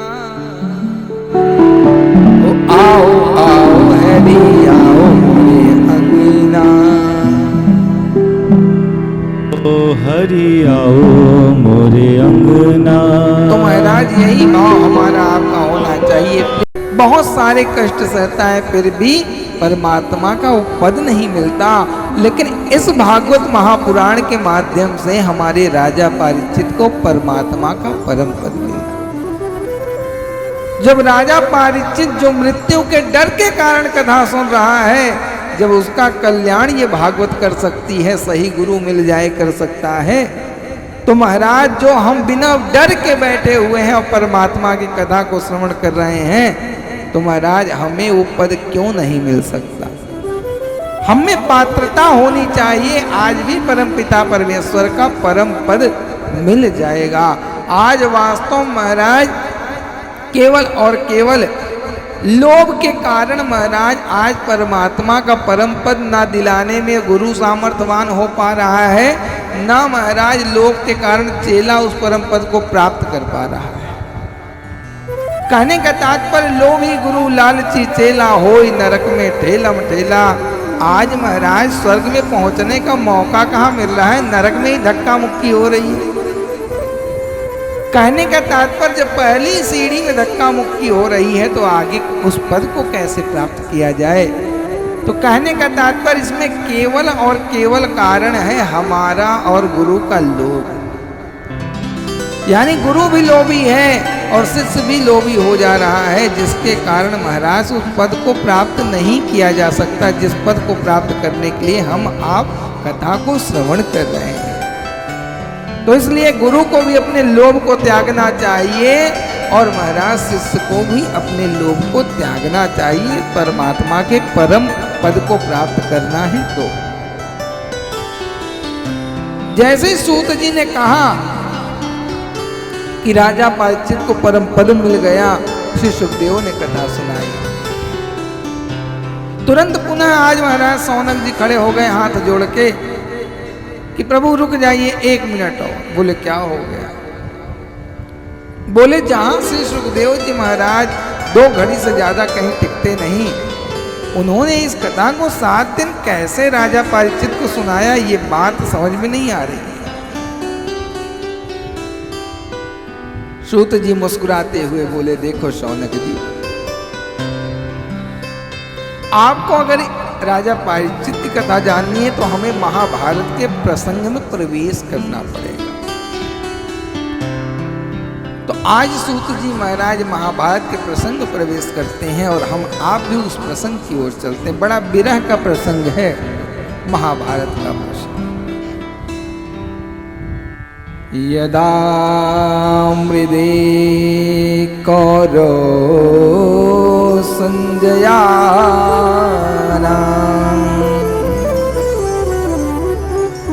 वीरो श्वैतो वीर गतिम गतिषु ब्रकोदर विघ्न गदा वर्ष मग्नोर्दण्डे धृतराष्ट्रपुत्रे मग्नोर्दण्डे धृतराष्ट्रपुत्रे। सूत जी बताने लग गए, यदा मृदे कौरव संजयानाम वीरो स्वर्तो वीर गतिम गतेषु ब्रकोदर विघ्न गदामि वर्षम मग्नोरुदण्डे धृतराष्ट्रपुत्रे। सूत जी ने कहा, शौनक जी, ये उस समय की बात है जब महाभारत में सभी कौरव मारे गए और अंतिम में भीम के द्वारा दुर्योधन का जंघा तोड़ दिया गया और दुर्योधन उस समय स्थिति वो बन पड़ी महाराज की आज महाराज कीड़े मकोड़े की भांति रेंगता हुआ चल रहा है। कहने का तात्पर्य जो दुर्योधन महाराज अपने बल की अधिकता के कारण लोगों को कीड़ा मकोड़ा समझता था, आज समय इतनी विपरीत महाराज कि आज वही कीड़े मकोड़े की भांति दुर्योधन चल रहा है। कहने का तात्पर्य कभी भी व्यक्ति को अभिमान नहीं करना चाहिए। बल कितना भी हो जाए, धन कितना भी हो जाए, वैभव कितना भी हो जाए, परिवार कितना भी हो जाए, लेकिन प्राणी को अभिमान नहीं करना चाहिए। ये प्रसंग हमें महाराज सिखाती है कि जब दुर्योधन जैसे बलिष्ठ बलवान बल की अधिकता की खान दुर्योधन का समय विपरीत हो गया तो हम सब तुच्छ मानव महाराज क्या कर सकते हैं। लेकिन आज समय आता है, करोड़पति बने नहीं महाराज, ऐंठ जबान पे आ जाती है, शब्द ही बताने लग जाते हैं कि महाराज इनका क्या अस्तित्व है। तो कहने का तात्पर्य हम केवल और केवल कथा सुनने नहीं बैठे हैं महाराज, हम तो कथा के साथ कथा को अपने जीवन में उतारने के लिए बैठे हैं। यदि इन प्रसंगों के माध्यम से हमने अपने जीवन में बदलाव ना कर पाए तो महाराज ये कथा भी हमारा क्या बना सकती है। कहने का तात्पर्य खुद अगर इस विषय पे चिंतन किया जाए तो महाराज चिंतन करने के बाद यही आएगा, जब दुर्योधन का समय ने साथ नहीं दिया तो हमारा साथ क्या देगा।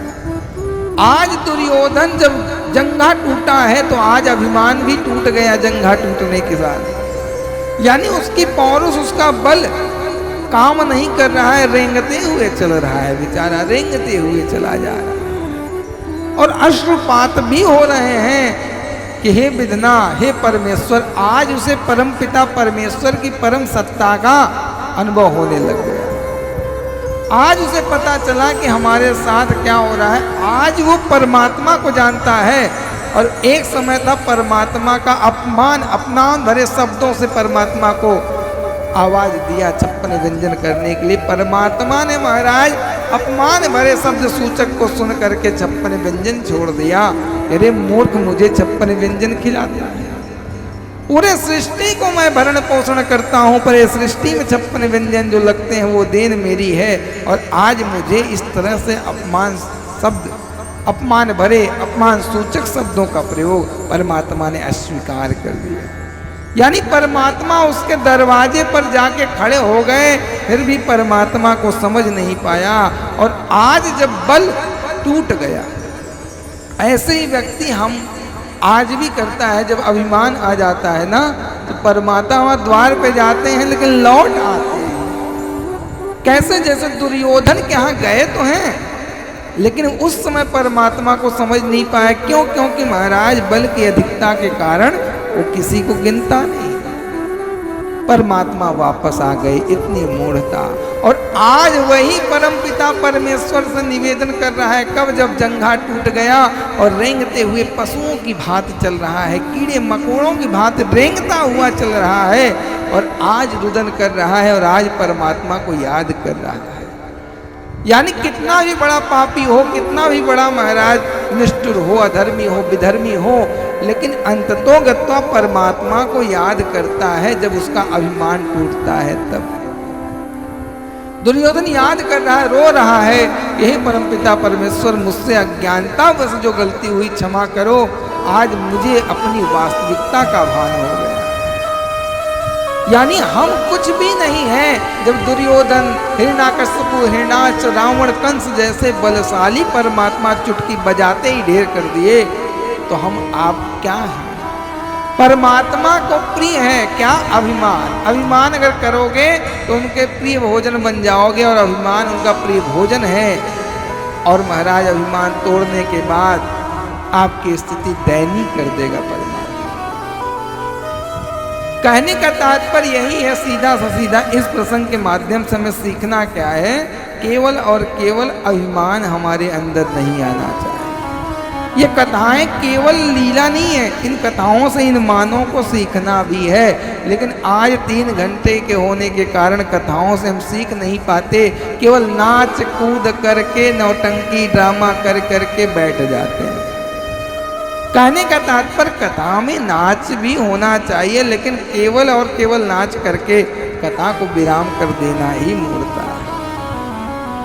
कहने का तात्पर्य लोगों का यदि जीवन नहीं सुधरा तो कथा किस काम की महाराज। और इस पंडाल में बैठे हुए या फिर टेलीविजन के माध्यम से इस कथा को सुन रहे, यूट्यूब के माध्यम से, सोशल मीडिया के माध्यम से सुन रहे, एक भी प्राणी का कल्याण हो गया, एक भी प्राणी ने प्रतिज्ञा कर ली सुधरने की, ये कथा सार्थक मानी जाती है। कहने का तात्पर्य जो कथा है ये कोई महाराज ऑर्केस्ट्रा का विषय नहीं है, मनोरंजन का विषय नहीं है, नौटंकी का विषय नहीं है। ये कथा जो है महाराज वास्तव में हमारे सच्चे जीवन को सार्थक कर दे, हमारे जीवन में बदलाव आ जाए। और महाराज ये ज्ञान की संगीता है, ज्ञानियों की संगीता है। इस कथा को आज लोग व्यापार भी बना दिए हैं, और व्यापार के साथ साथ महाराज हर कोई मुंह उठा करके इस कथा को बांचने आ गया है। ना गुरु मुख हुआ, न गुरु परंपरा हुई, न कभी विद्या अध्ययन किया, और सीधा महाराज कथा बैठने लग गए। 2-4 भजन गा दिया, नचा दिया, कुदा दिया। आजकल महाराज भक्त भी उसी में प्रसन्न रहने लग गए। जहाँ नाच कूद ज़्यादा होगा वहाँ भीड़ ज़्यादा लगेगी। यानी मूर्खों का समाज ज़्यादा वहाँ आता है जहाँ नाच कूद होता है, और जहाँ महाराज नाच कूद नहीं, ज्ञान की बात होगी, वैराग की बात होगी, वहाँ भीड़ तो कम होगी, लेकिन महाराज उन मूर्खों से 1000 गुना 1000 मूर्ख और एक विद्वान बैठा दिया जाए तो सब बराबर हो जाते हैं। इसलिए विद्वानों की संगीता जो है वो श्रीमद् भागवत महापुराण है। अगर सही से जो कथा वक्ता करता है वहाँ भीड़ की कमता रहेगी। सच्चा काम कोई करो। आप गांव में कथा करोगे, गांव में कथा करने के बाद लोग बड़े कम एकत्रित होंगे, और वहीं ऑर्केस्ट्रा कर दो, जागरण कर दो, पार्टी कर दो। जागरण का जो नियम है वो उल्टा कर दो। सही तरीके से जागरण भी किया जाए तो लोग नहीं उपस्थित होंगे, लेकिन अभद्रता का प्रयोग कर दिया जाए तो उस जागरण को भी लोग बहुत प्रेम से देखने आ जाते हैं। नौटंकी कर दो, नौटंकी देखने बड़े प्रेम से आ जाएंगे, लेकिन जहाँ सही कार्य होगा वहाँ लोग आना नहीं चाहते। और ये उनकी विडंबना नहीं है, परमात्मा का विधान ही है। कलिकाल में बड़े कम लोग सच्चे मिल पाएंगे। तो आज महाराज दुर्योधन बेचारा रोते हुए जा रहा है और आज उसे अपने वास्तविकता, अपने जीवन की सच्ची कहानी समझ में आ गई। दौड़ा दौड़ा अश्वत्थामा आ रहा है, पता चल गया दुर्योधन मारा गया बेचारा, आज उसके जंघे टूट गए। अश्वत्थामा दौड़े दौड़े आ रहा है और देखा आज महाराज मित्र के सामने हाथ जोड़ के खड़ा हो गया और कहता है, मित्र बताओ मैं तुम्हारी क्या सहायता कर सकता हूं, मैं तुम्हारी क्या मदद कर सकता हूं। आज ज्ञान तो हो गया दुर्योधन को, लेकिन महाराज जो बदले की चिंगारी है वो कम नहीं हुई। तुरंत बोला, यदि मित्र मेरा कुछ सहयोग करना चाहते हो तो केवल और केवल पांडवों के सिर को काट करके ले आओ, मैं संतुष्ट हो जाऊंगा और उसके बदले तुम्हें अपना हस्तिनापुर का राजा बना दूंगा। जैसे ही महाराज सुना कि हस्तिनापुर का राजा बन जाऊंगा, ये मेरा मित्र भी है और हस्तिनापुर का राजा भी बना देगा, आज आओ देखा ना ताओ, बड़े क्रोध में आकर के महाराज आंख लाल करते हुए गया पांडवों के शिविर में। लेकिन परम पिता परमेश्वर सारी लीला को जानते हैं। आज पांडवों को लेकर के चले गए हैं नदी किनारे, और आज जहाँ पे पांडव महाराज रहा करते थे, विश्राम करते थे, उसी जगह पांडव के पुत्रों को बैठा दिया, लिटा दिया। आज महाराज क्रोध में आया और आज अश्वत्थामा ने पांचों पुत्रों को महाराज सिर धड़ से अलग कर दिया और आज लेके चल पड़ा है।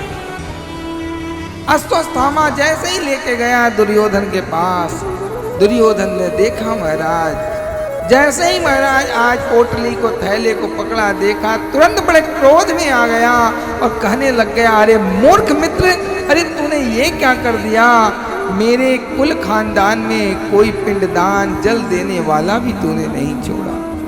अरे मूर्ख, तू तो बड़ा पापी है, बड़ा निर्दयी है, बड़ा निष्ठुर है, कैसा कार्य तूने किया। आज महाराज ये दुष्ट वही दुर्योधन है जो महाराज सुई के बराबर, नोक के बराबर भी जगह नहीं देना चाहता था। आज आंखें खुलने के बाद, ज्ञान होने के बाद, अपने पितरों की, अपने पूर्वजों को कोई जल नहीं देगा, उसकी चिंता करते हुए बहुत डांट फटकार लगाता है। अरे अश्वत्थामा तू बड़ा मूर्ख है, बड़ा मूढ़ है। रोते रोते आज वियोग में महाराज, पुत्र वियोग में आज दुर्योधन अपने प्राणों को त्याग देता है। आज महाराज अश्वत्थामा को पता लगा कि अब अर्जुन नहीं छोड़ेगा मुझे, पांडव मुझे नहीं छोड़ेंगे। आज महाराज भागने लग गया और जैसे ही आज द्रौपदी आती है अपने शिविर में और देखा महाराज कि हमारे पांचों पुत्र के प्राण निकल गए, आज बड़ी रुदन करने लग गई और महाराज आज मूर्छित होके गिरने लग गई। अर्जुन महाराज पकड़ते हैं, देखा कि मेरे पुत्रों की ये दशा महाराज कौन किया। देखा, ध्यान करके नारायण ने बता दिया, अश्वत्थामा ने तेरे पुत्रों को मारा। बड़े क्रोध में आ गए और जैसे ही द्रौपदी महाराज आज होश में आती है, वचन दे दिया, हे द्रौपदी, तुम्हारे पुत्रों को मारने वालों का ये तुम्हारे सामने हमने नहीं खड़ा कर दिया तो मैं वापस नहीं आऊंगा, तुम्हें वचन देता हूं। आज महाराज गए तुरंत और आज जैसे ही भागता भागता अश्वत्थामा भाग रहा है, नारायण आज और अश्वत्थामा को रथ के द्वारा महाराज पीछे पीछे नारायण और अर्जुन लगे हैं। भागते भागते आज अश्वत्थामा थक गया और देखा कि अब मेरे पास कोई चारा नहीं है। तुरंत आज ब्रह्मास्त्र का संघान कर दिया और ब्रह्मास्त्र जैसे ही अर्जुन के सामने आने लग गया, अर्जुन ने हाथ जोड़ के निवेदन किया, हे माधव, हे मधुसूदन, इसने तो ब्रह्मास्त्र का संघान कर दिया, आप बताओ अब हम क्या करें। श्री हरि ने कहा, मधुसूदन ने कहा, हे अर्जुन, टिट फॉर टैट जैसे को तैसा जवाब देना पड़ेगा। अरे तुम भी महाराज ब्रह्मास्त्र का संघान कर दो। तुरंत अर्जुन ने भी ब्रह्मास्त्र का संघान कर दिया और जब दोनों ब्रह्मास्त्र आपस में टकराए, तीनों लोकों में महाराज आवाज गूंजने लग गई। तीनों लोकों और 14 भुवनों में आवाज महाराज त्राहिमाम मच गया और अंततो गत्वा दोनों ब्रह्मास्त्र आपस में लड़के आज शांत हो जाते हैं।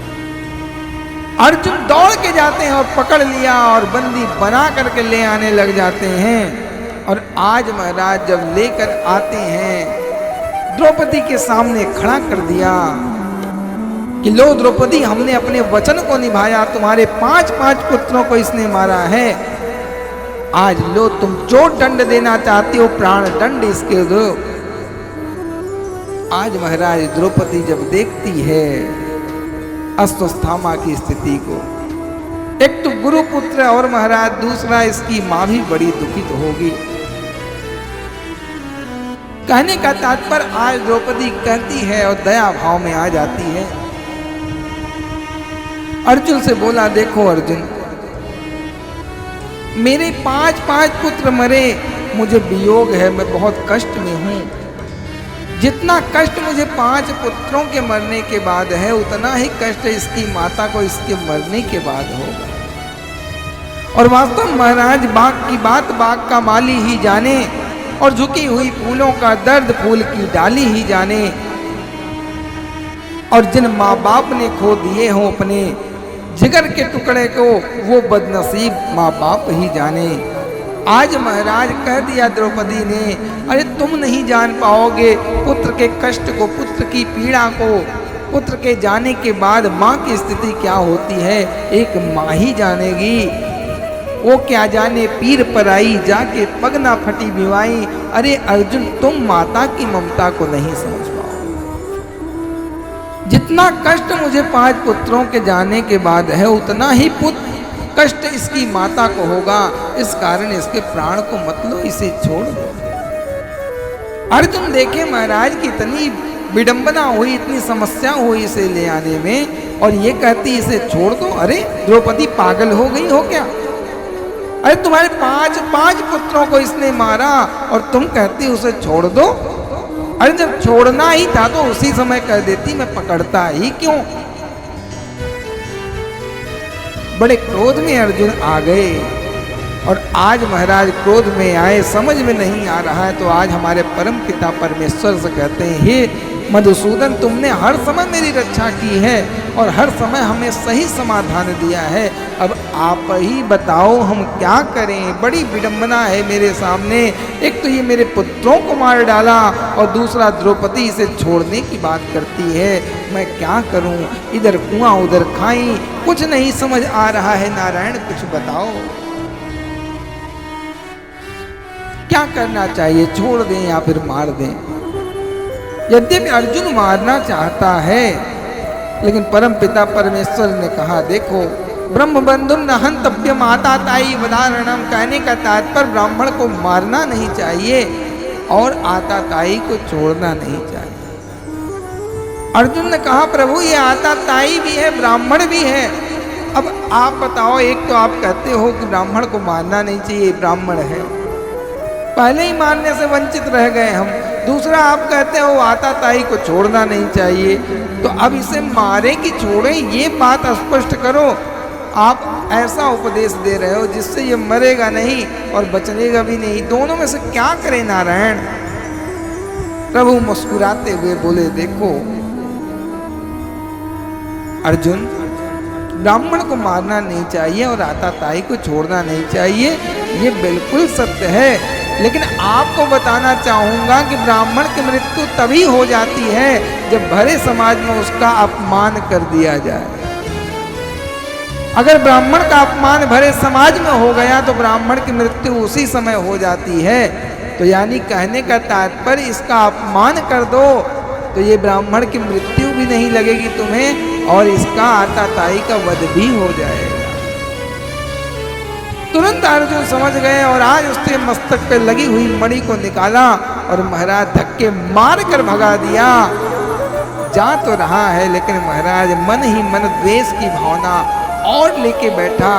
ओहो, घबरा मत, तेरे वंश को मैं आगे बढ़ने नहीं दूंगा। मन ही मन क्रोधित हो गया कि आगे मैं तेरे वंश को चलने नहीं दूंगा क्योंकि तूने मेरा अपमान किया है।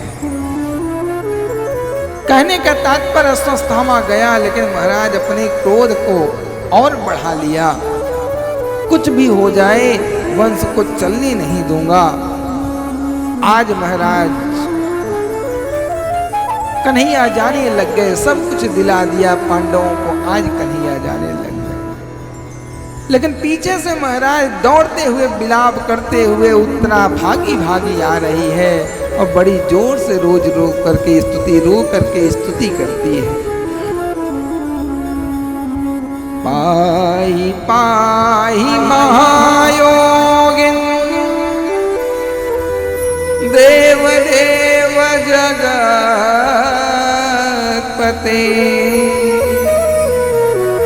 तान्यं त्वदभयं पश्ये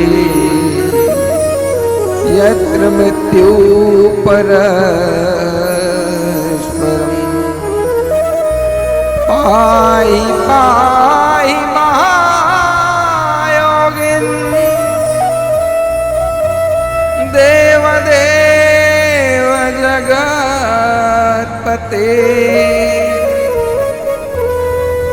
बार बार रोदन कर रही है, पाहि पाहि महायोगिन देव देव जगत्पते। हे जगत के मालिक, हे जगत के स्वामी श्री हरि, आपके चरणों में बार बार मेरा निवेदन। नारायण जैसे ही रथ पे आज पांव रखने वाले हैं, रथ से पांव हटाया, देखा उत्तरा को। परमात्मा तो सब कुछ सर्व ज्ञानी है।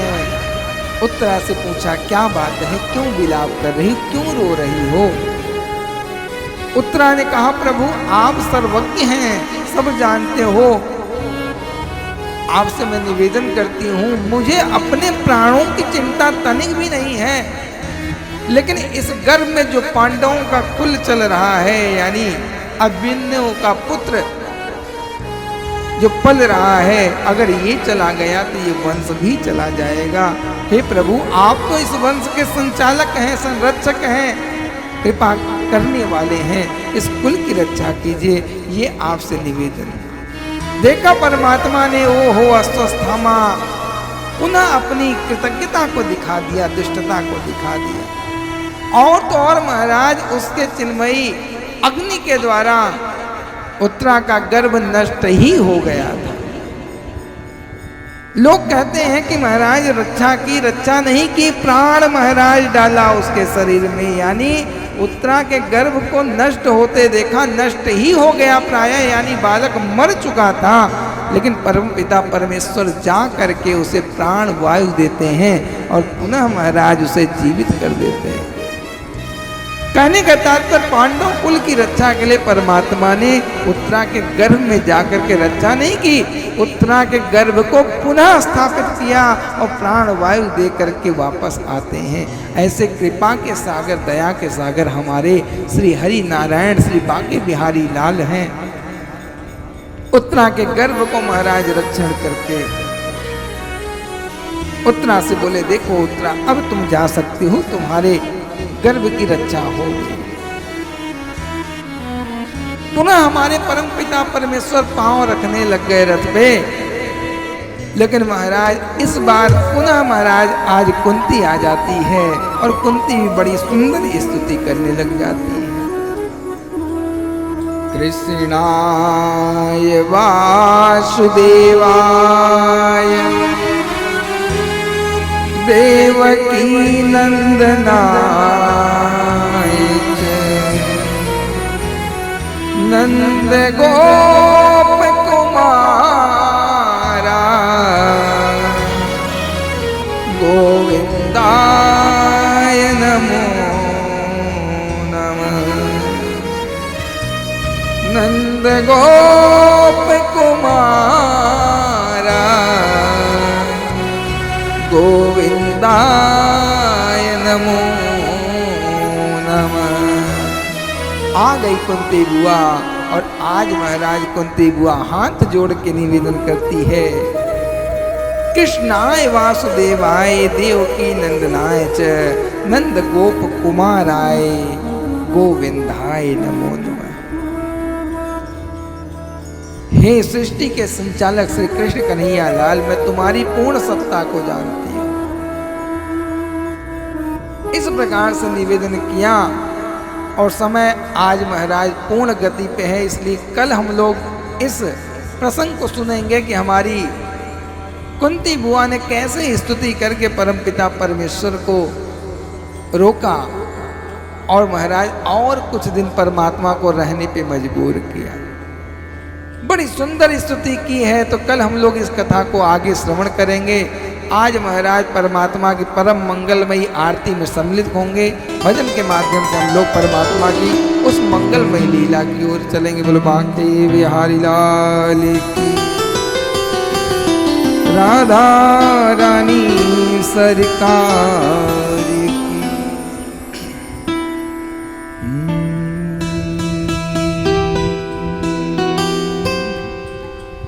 प्रेम से बोले बांके बिहारी लाल की, राधा रानी सरकार की।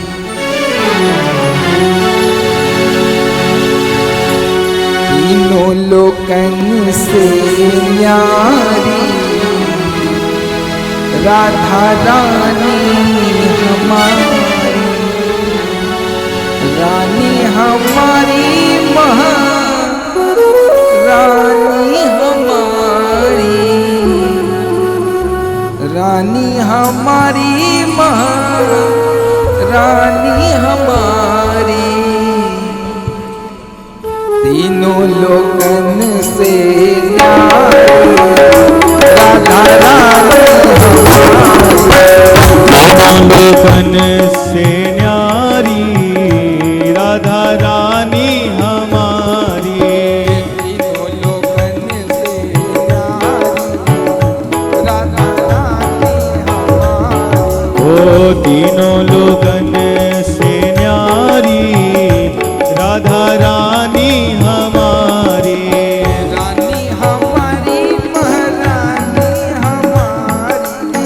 रानी हमारी महारानी हमारी, रानी हमारी महारानी हमारी, रानी हमारी महारानी हमारी। रानी हमारी महारानी हमारी।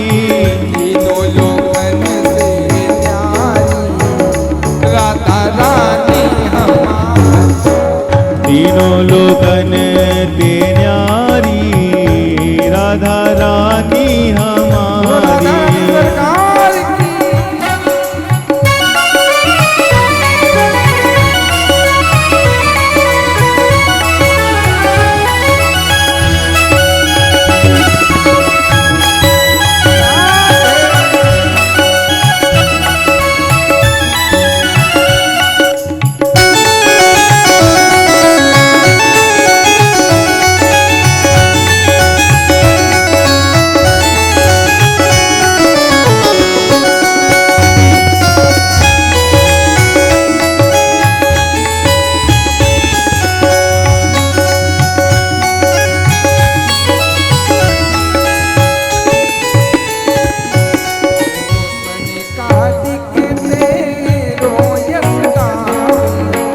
सनकादिक तेरो यश गावे।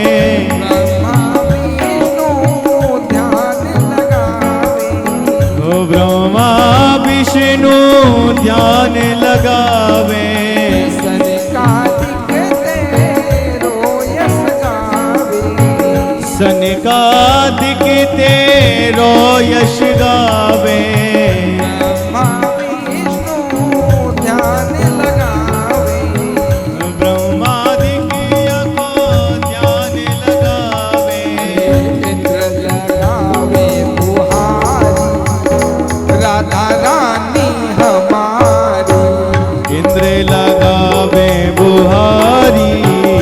राधा रानी हमारी, रानी हमारी महारानी हमारी।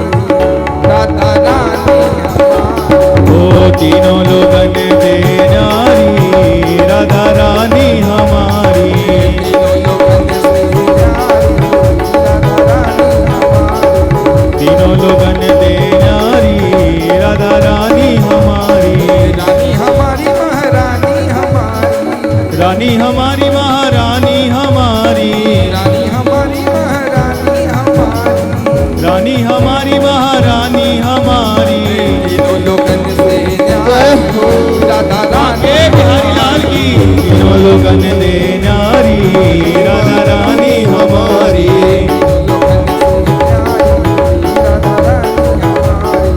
तीनों लोगन दे न्यारी राधा रानी हमारी, राधा रानी हमारी, राधा रानी हमारी, राधा रानी हमारी। तीनों लोगन से न्यारी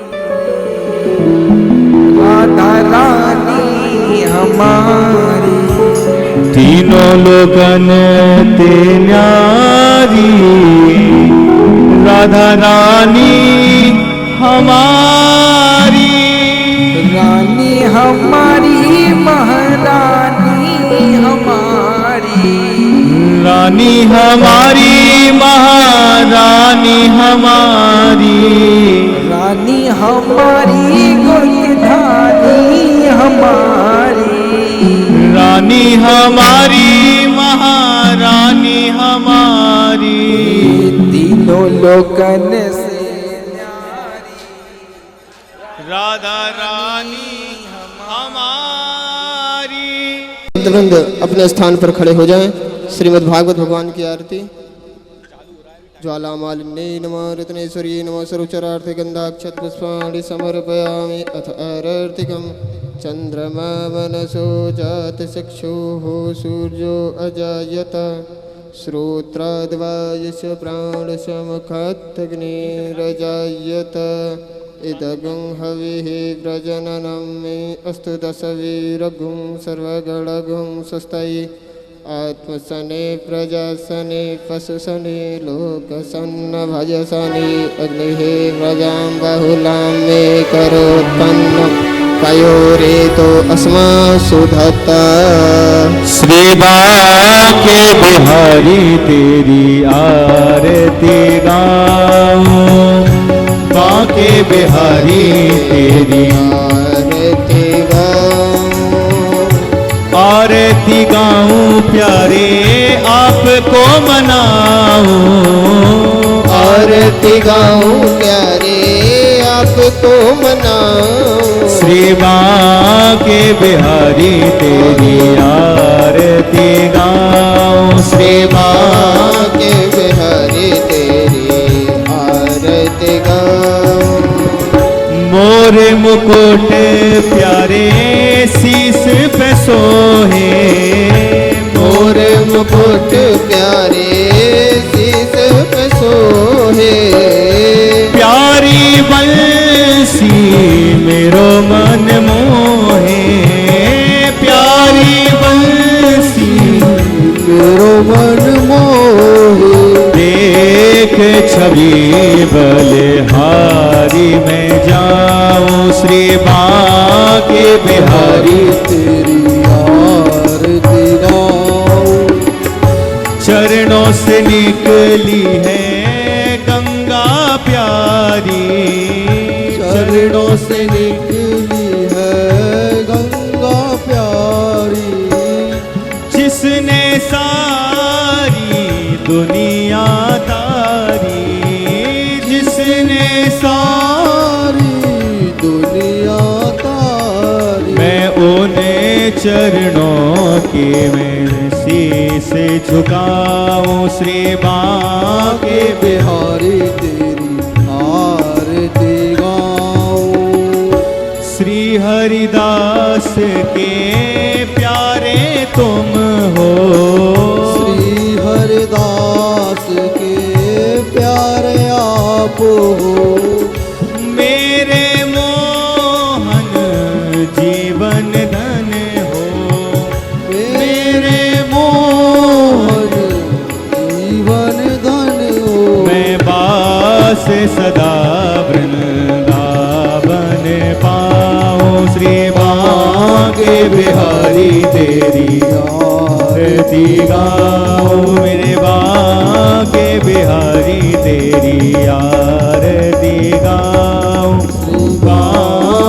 बिहारी तेरी आरती गाऊं श्री बांके बिहारी तेरी